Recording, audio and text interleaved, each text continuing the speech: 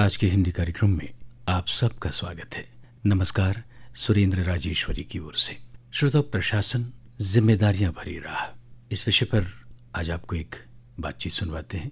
Studios में हमारे साथ हैं उत्तर प्रदेश के पूर्व मुख्य सचिव श्री आलोक रंजन जी। आपके साथ बातचीत कर रही हैं डॉक्टर अनामिका श्रीवास्तव। श्रोताओं, गांव में या शहरों में कहीं कहीं जब एक छोटा बच्चा कुछ ज्यादा टेंट्रम्स करता है या बच्चे को ये लगता है कि ये कुछ ज्यादा अपने आप को दिखाने की कोशिश कर रहा है, अपनी सारी चीजों को लेके या तो आशीर्वाद के तौर पे या व्यंग के तौर पे, दोनों तरह से परिवार में या बाहर, क्या कलेक्टर बनोगे, है ना। जब व्यंग में कहना होता है तो लोग कहते हैं क्या कलेक्टर समझ रहे हो अपने आप को। तो ये जो दोनों बातें हैं कि क्या कलेक्टर बनोगे या कलेक्टर समझ रहे हो, तो आपको ये तो समझ आ गया होगा कि प्रशासन का जो एक बहुत महत्वपूर्ण हिस्सा है वो ब्यूरोक्रेसी है। और उस ब्यूरोक्रेसी में जब हम लोगों की बात करते हैं तो जो लोग प्रशासन में आते हैं, प्रशासन के लिए एक बहुत महत्वपूर्ण परीक्षा पास करते हैं, पर उस प्रशासन को कैसे चलाया जाए, अच्छा प्रशासन क्या है और उस अच्छे प्रशासन से एक डेमोक्रेसी यानी एक लोकतंत्र कैसे मजबूत होता है, इन सारी बातों के लिए आज हमारे साथ हैं आलोक रंजन जी, उत्तर प्रदेश के पूर्व मुख्य सचिव।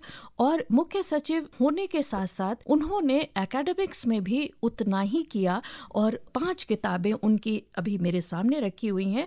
और जो पहली किताब थी उनकी वो थी the collector today, challenges of district administration.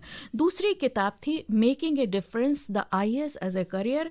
फिर उनकी किताब आई एथिक्स फॉर सिविल सर्विसेज, जिसमें उन्होंने 100 केस स्टडीज से मतलब प्रैक्टिकल एक्सपीरियंस से उदाहरण दिए हैं जो भविष्य के कलेक्टरों को, यानी कि ये व्यंग की बात नहीं है, जो कलेक्टर सचमुच बन गए हैं ये उनके लिए राह दिखाने का काम करेगी।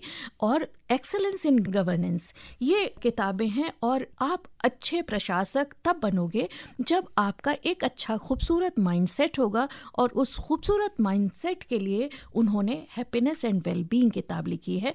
यानी कि एक परफेक्ट नोट में आप एक अच्छे प्रशासक भी हो, एक अच्छे इंसान भी हो। इन सारी बातों का जो एक कंक्लूजन है वो है एक व्यक्ति जिसका नाम है आलोक रंजन। तो आलोक रंजन जी, आपका स्टूडियो में स्वागत है।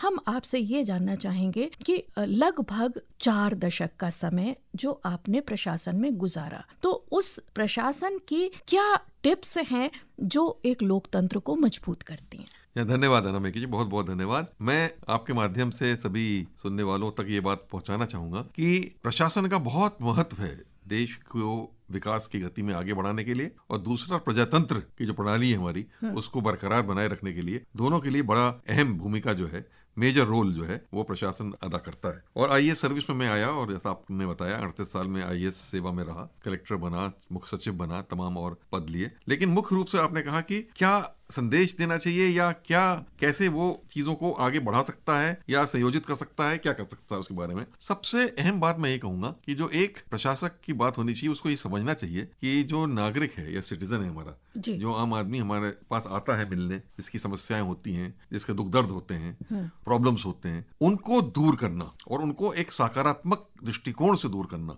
एक पॉजिटिव एटीट्यूड और अप्रोच के साथ दूर करना, जिससे कि वास्तव में उसका हल निकल जाए। मैंने अपने पूरे, चाहे मैं ज्यादा कलेक्टर रहा हूं चाहे मुख्य सचिव रहा हूं, यही कोशिश करी कि लोगों की समस्याओं को सुने, अच्छी तरीके से समझें और समझने के बाद जो है उसमें उनका हल निकालें, एक पॉजिटिव हल जो है उसका उसमें हम निकालें। और इससे ये फायदा होता है कि एक तो लोगों को बहुत विश्वास शासन और प्रशासन के ऊपर बढ़ता है, दूसरा उनके जीवन में बदलाव आता है सही तरीके का, उनको लगता है कि हाँ हमारी क्वालिटी ऑफ लाइफ जो है बेहतर हुई है, और वो एक अंदर से उनके अंदर बड़ा संतोष पैदा हो जाता है। जो कि मैं समझता हूँ प्रशासन का अहम रोल यही है कि पब्लिक सर्विस को इस तरीके तक लोगों तक पहुंचाया जाए कि लोगों की जीवन की गुणवत्ता में सुधार आए, लोगों की समस्याएं दूर हो और लोगों को लगे कि हाँ शासन और प्रशासन हमारे लिए काम कर रहा है। आपने एक बहुत ही खूबसूरत बात कही कि आप जनमानस के लिए काम करते हैं और आपको जो एक डेजिग्नेशन मिलता है, एक आइडेंटिटी मिलती है, वो है पब्लिक सर्वेंट की।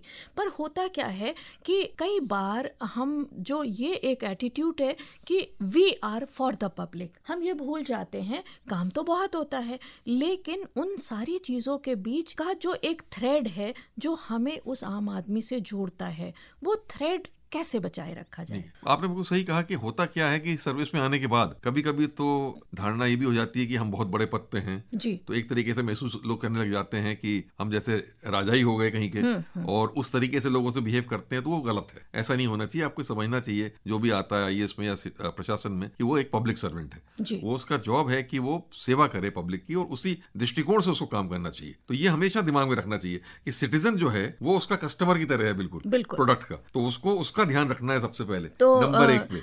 आलोक रंजन जी ने जो उनका मैनेजमेंट स्किल है उसको भी प्रशासन में शामिल कर लिया कि आप अगर इस तरह मान लें कि आप एक सेलर हैं और जो पब्लिक है वो आपकी कस्टमर है, और कस्टमर को खुश रखना तो एक सेलर की जिम्मेदारी है। तो ये जो रिलेशनशिप है जो आपके मैनेजमेंट के स्किल से बाहर निकली, इसको फिर कैसे वो प्रशासन में बेहतर तरीके से इस्तेमाल करें? नहीं, आपने बिल्कुल सही कहा। मैं आईएएस में आने के पहले मैंने एमबीए किया था IIM अहमदाबाद से, तो इसलिए मेरे को मैनेजमेंट का भी वो दृष्टिकोण मेरे अंदर रहता है। तो इसीलिए मैंने ये बात सामने रखी कि कोई भी आप प्राइवेट सेक्टर की कंपनी ले लीजिए, तो अब उसमें लीडरशिप की या किसी भी चीज की सक्सेस की जब भी बात होती है तो ये कहा जाता है कस्टमर इज द किंग।